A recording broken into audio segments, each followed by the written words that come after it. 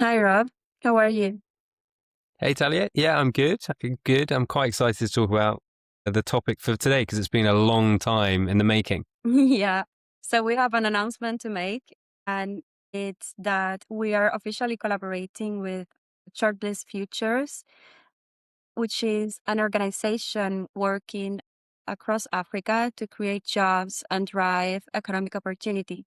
So specifically, we have been selected to participate in their GAIL program, which stands for Gender and AI Livelihoods. So it's a program funded by the Gates Foundation, and their purpose is to implement Gen AI solutions to improve income generation and job creation for women in Africa. So basically, they are identifying and funding companies that are already implementing AI solutions and have the potential to contribute to women's economic empowerment. And now Fortell is one of those companies. Yeah, and the exciting thing is not just about what it's doing, but how we're doing it or how we're planning to do it. And there's some really interesting academic literature that hopefully we're going to talk about as well. But if we go back to 2023 when, we started Fortell, I think the idea was really to try and bring AI, conversational AI, generative AI to the most vulnerable populations. And, we've done that in over 40 countries, but we really started with, something that's probably seen as quite passe now, which was just a digital avatar that could speak any language. Obviously, we still use that all the time. But the difference with this is that it's truly conversational. It's back and forth and it can be in someone's language. And I think that the unique capability of this type of AI is, and the promise of this, and whether people agree with it or not, or whether it's going to work or not, we don't quite know, is that we can give direct personal feedback or coaching to a person and they can have it in their pocket. And the idea that you can be given hopefully the best or the world's best coach in your pocket is a fascinating idea, because the one thing that every single country needs, the UK, Spain, lots of countries in Africa, is job development, economic growth, and entrepreneurialism. And the idea is, well, can we help people do that in some difficult contexts? Yeah, and especially in Africa. So the reason why we're doing this is because, well, there are two different reasons. So first of all, different studies have found that business training alone doesn't necessarily translate into growth and business success. And this is mainly because many of these initiatives lack the right follow-up support, mentoring, and access to markets that entrepreneurs need.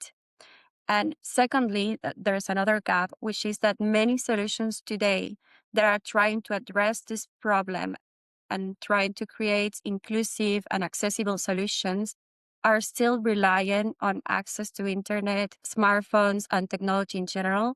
And especially in Africa, there is a huge gap between men and women and how they're using technology. So basically, we have two separate issues. So the knowing and doing issue and the connectivity gap, but they are not really separate constraints, like both require the same solution, which is accessible and inclusive training that is grounded in reality. And that is why we're also collaborating with Inkomoko. Inkomoko will be our implementing partner for this pilot phase. And they're already working with refugees, migrants, women and men entrepreneurs in Kenya, but also other African countries. They are supporting them with training, but also access to markets, funding, and like the right support and tools. And they will be designing the content that we will use here in this pilot. Yeah, I think it's a great point. I'm a huge fan of Inkomoko, what the founders have built and what it's become. And I think it started in one country and their head offices are in Rwanda, but they're certainly in a number of African countries. And they're helping many women who, have had a tough journey and been refugees to those countries. So it is a fantastic organization, especially what they do with trying to both train and facilitate from a microloan perspective. But the bit that I wanted to touch on more was you touched on this academic article that I think was written, or at least co-written, by Michael Freese. The one I'm particularly interested in, I think, is the one in 2017 focused on Togo. And the core thesis of that is exactly what you said, which is that traditional business training teaches knowledge and personal initiative training teaches behavior.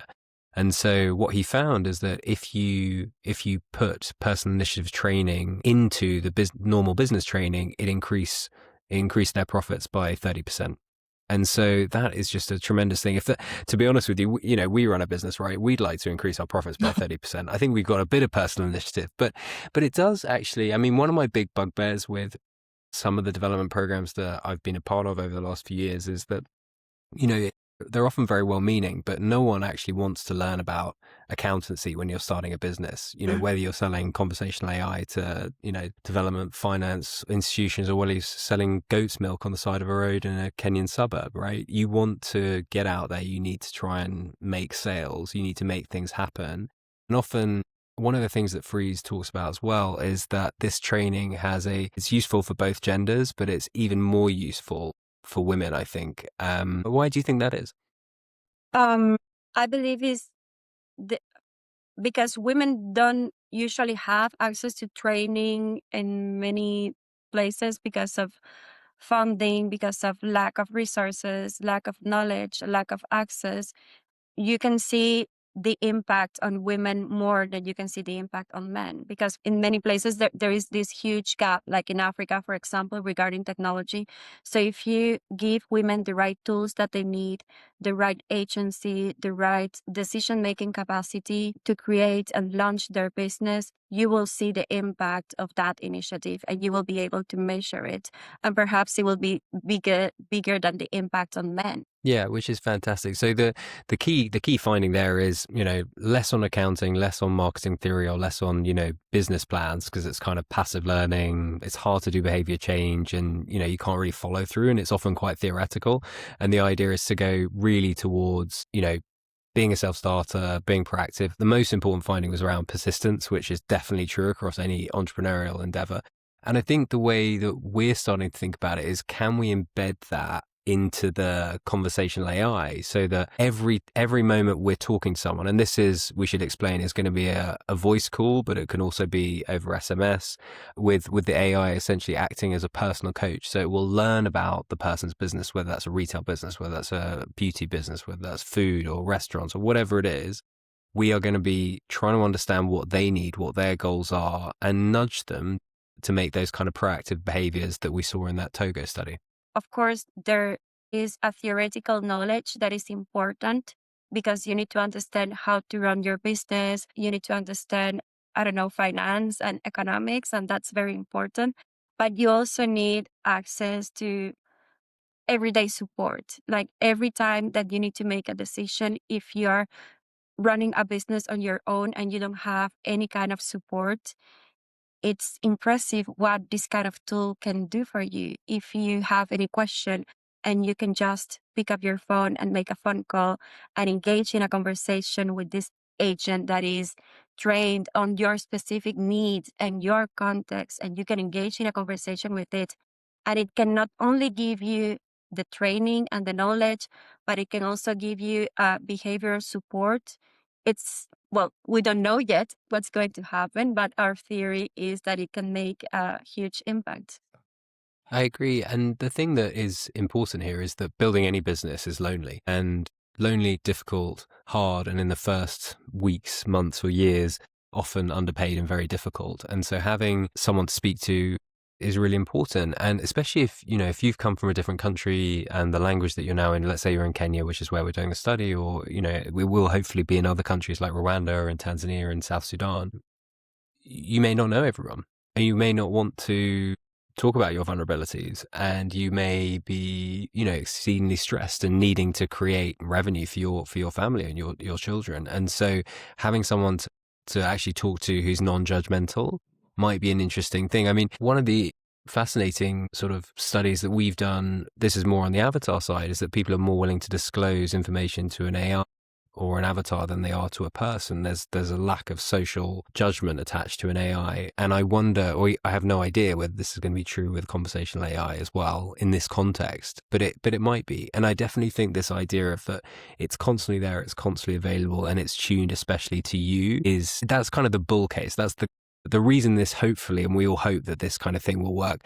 I mean, the bear case is that just because it's AI doesn't mean people want to talk to it. It's also, like, would you rather talk to a person than an AI? Maybe, I don't know. And also, can it be specific enough to be useful? I think there's no point in generic advice, which, I've had the misfortune of sitting on a number of boards where they just say, "Can you please make more sales?" And I always think, well, yeah, that's a great piece of advice. That's what I'm trying to do. How is the key question. And so it needs to be specific to the person's reality and identity. And the key part of any coach is to give the right piece of advice at the right time in the right way. And that is a skill that is quite hard to replicate. So it's a high bar that we're trying to achieve. And the hope is by weaving this personal initiative training into it, that it is possible to achieve that. Yeah. And that's why we're also measuring our impact at the beginning of the pilot phase, which will start running now in April. We will run a baseline assessment to understand the current situation of these women, to understand what support they need, what information they already have. And the coaching interactions will be based on the information that we're going to collect now. So it's grounded in their reality, and it's something that is really useful to them. And then across the whole exercise, we will be monitoring what we're doing. We will be collecting different metrics regarding usage. For how long are the women engaging in a conversation with the agent? Are they really using it? This kind of information. And most importantly, if this training is translating into a change in their income, in their number of clients, whether they are able to create a new business or not. This is the kind of thing that we expect to see. And hopefully it will give us the right knowledge to understand how we can scale up this solution. Yeah, I agree. The work we did in Ecuador was with the Inter-American Development Bank, and that was more focused on people who already had businesses and they were a bit larger. So this is much more micro businesses. But Talia, this is an area you've spent quite a lot of time on, which is, micro loans and often female focused, and you've been looking at some of those in Europe as well. So do you think there are going to be parallels we can use, or do you think this is very specific to Kenya in this example? No, we are doing a very interesting project right now with a Spanish microfinance institution. So the name is Trebal Solidari. So it's an institution that is providing women with microcredits, but also training, knowledge, support in different areas. And many of the women they are working with come from Africa and Latin America. So they actually have women from Kenya, from Senegal, from many African countries who spend 6 months here in Spain buying the products that they need, buying food, beverages, everything they need for their retail businesses. And then they go back to Africa and they spend 6 months in Africa selling what they bought here. And that's their business. So we're talking about women who have businesses in Africa, and we will be working with them. So I think this will be the perfect opportunity to also understand what kind of support, what kind of information these women need. And we can, of course, make a connection between the two projects. And I think that will be very interesting. I agree too, because part of what they're doing is they've got to pick the right products, right? They've got to pick the right products, the right, whatever people it is that they think they can sell back in their own countries. And, what you don't want as a retailer is have inventory you can't sell.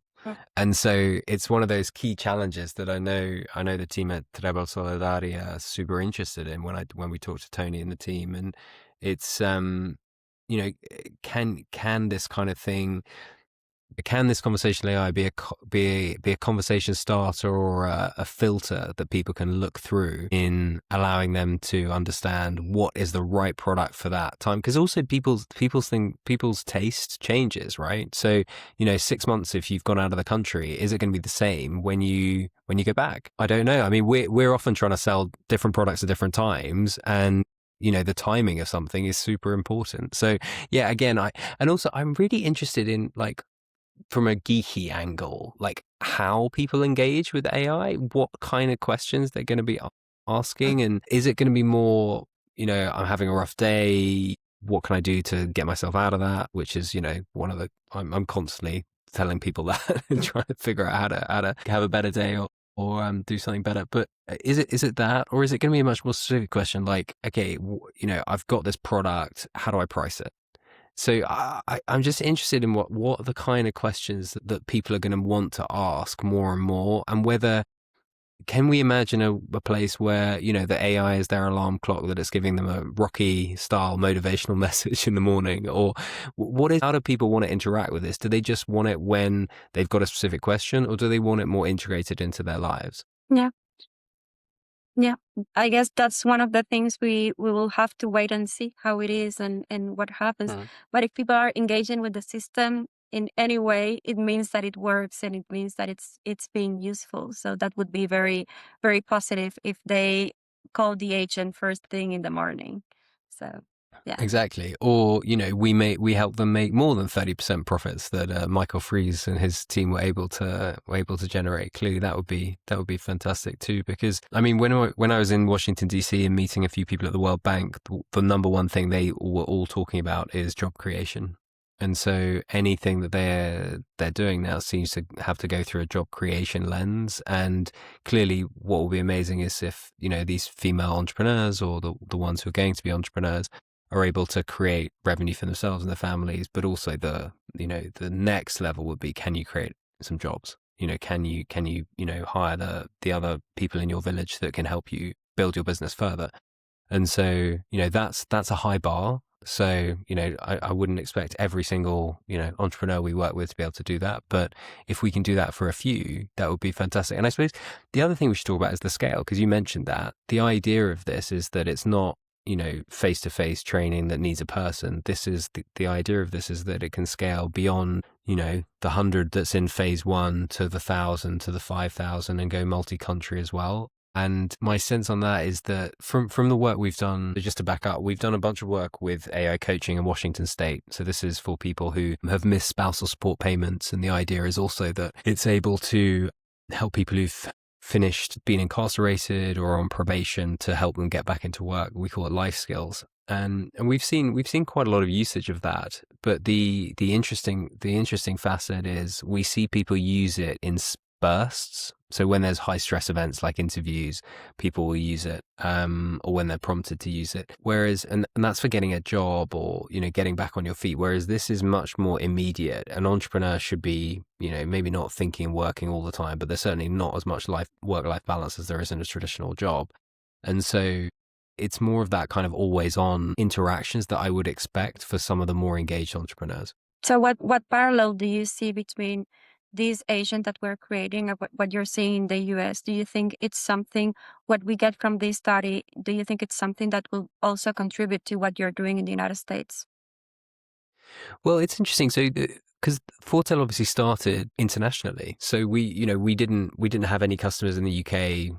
We still don't. We've only got one customer in the UK, but we have many, many customers in the Middle East, Asia, and Africa on the international development side. And I've always hoped that there was kind of crossover between the two worlds, because then in 2025 we started a US business that's mostly very similar mission, again AI for vulnerable populations, but it's focused on this rather niche set of organizations called Community Action Partnerships, which are the non-profit arm of the US government essentially. And so yeah, I do think there's an interesting crossover, because the work we did, for example, in Sudan with Norwegian Refugee Council back in 2024 was the first time we used voice AI to, interview people in Sudanese Arabic, which, for anyone out there, that's probably not the place you want to start a voice AI business, because it's pretty hard. Sudanese Arabic is pretty hard too. But the interesting parallel is that while the US clearly has more economic resources, they have, like many developed economies, a lot of inequality. So, poverty is a serious challenge in many of the parts of America, especially the ones that we're starting to work in. And I think the problem so there's a great study which is all around homelessness, actually, which is around case managers. So a case manager is someone who looks after someone who's at risk of homelessness or is actually homeless. And what it shows is average case managers plus money make very little difference if you just given that person the money. So you might as well not have the case manager and just given that person the money. Whereas great case managers, essentially great coaches, have a tremendous difference on someone's ability to not stay housed essentially when they get helped. And that's the same. I mean, that doesn't, it's like one of those things where it's an academic article that probably took 5 years to write and study, but you know it intuitively, right? So you had an amazing teacher. I had an amazing teacher. Everyone's got one amazing coach or teacher that they know. And so my hope would be that the AI coach, and we probably haven't seen quite enough of that in the States yet, as this life skills coach in helping people get work. We've had pretty good feedback and people quite like talking to it. And again, that sense of there's less shame attached to having a back and forth interview with someone is quite useful. I think we probably haven't seen as much impact as we'd want, but it's still pretty early days. I think the bit that I'm particularly excited about with the entrepreneurial stuff is I think the usage will be hopefully higher, and ideally, on a daily basis or, every other day. And that's when we can probably see the potential gains. But we're going to need to do some, behavioral science or some thinking on, how we nudge people to actually use the AI. Because, like any behavior change, it's new. So you need to figure out how people integrate it into their lives, and it's got to be useful very, very quickly. So you've got to hook their interest, hook their attention. Because usage will also be different, right? So the idea here in Kenya and in Africa is that women not only receive phone calls, but they make phone calls. I don't know. This is something we're still figuring out. Like, will they be willing to be receiving phone calls, or will they play a more active role and call the agent every day? It's something that we still don't know, and we really want to see. Yeah, my thought probably is there was that great book about the Barack Obama campaign in 2012, and it was all around fundraising. And so they had these huge team of 50 data scientists figure out how they could raise more money. And they did this huge regression piece of analysis, and they figured out that the more emails you send, the more money you raise. And so my sense is we're going to need to prompt people and nudge people and text people, and then we'll see the traction. So my hope is that they do call the hotline, but I think we'll be calling plenty and texting plenty as well. It's certainly in the first 10 days or month. Yeah. And after 4 months, we'll see. Right. Exactly. Yeah.